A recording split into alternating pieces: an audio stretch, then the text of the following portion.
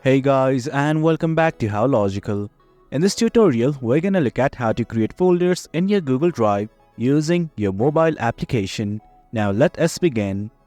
Do note that I have already logged into my account. In case you have not, do log in. It is quite easy. You just have to sign in to your Google account. Now let us simply try to create a folder. At the bottom right, you can see a button like this that says New. It has a plus icon to it. Simply click on it, and then something like this will open up.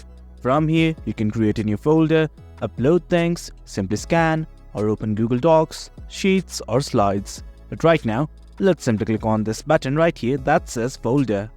Once you've clicked on it, something like this will open up.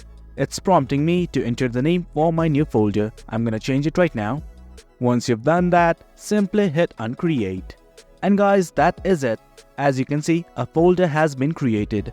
That is how you create a folder in Google Drive using your mobile device. Hope you guys found this video informative, and for more content like this, do remember to hit like, share and subscribe. Your support fuels us. Until next time, thank you.